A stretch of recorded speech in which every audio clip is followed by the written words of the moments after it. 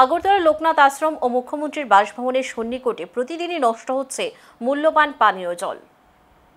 সরকার কোটি কোটি টাকা ব্যয় করছে জল প্রকল্পে, কিন্তু সেই জলেরই অপচয় হচ্ছে চোখের সামনে।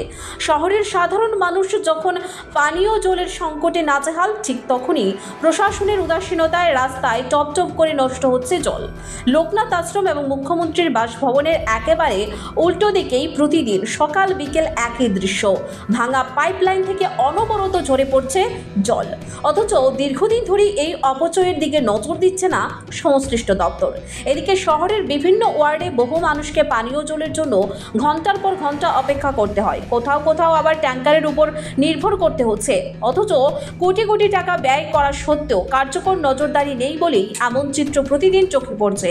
স্থানীয়দের অভিযোগ, সরকারি দপ্তরগুলির উদাসীনতা এবং নজরদারির অভাবেই এমন অপচয় ঘটছে।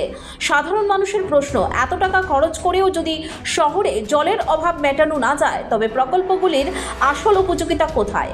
প্রশাসন এবং সরকারের নজরদারি কোথায়? সব মিলিয়ে মূল্যবান পানীয় জলের এভাবে অপচয় প্রশাসনিক ব্যর্থতা এবং দপ্তরের অদক্ষতার নগ্ন উদাহরণ বলে মনে করছেন নাগরিকরা।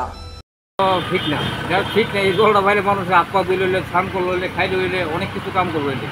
কত বুঝিন নেই, এটা তো মানুষের নজরই দেয় না। এই কিনারে যে জলটা পেতেছে কেউ নজরই নাই, সব নজর হইলে মেন রোড, চিপা চাপা কোনো নজর নাই। এই চাপ মেলাটা কষ্ট করছে, এটা চলে মানে এটার কোনো ঠেলা নাই, কেউ সাপোর্ট নাই। খালি মেন সহকারে যাইলে হইতো না, আমার চিপা চাপা দেখতে হইব কী আছে, কেউ এটার ইয়ে চালান। এটা আপনার ইধারেকেও উমেশ কলেজ আর কি, ইধারেকেও উমেশ কলেজ লোকনাথ সামনে, লোকনাথ গেটের উল্টা সাইডে জায়গাটা।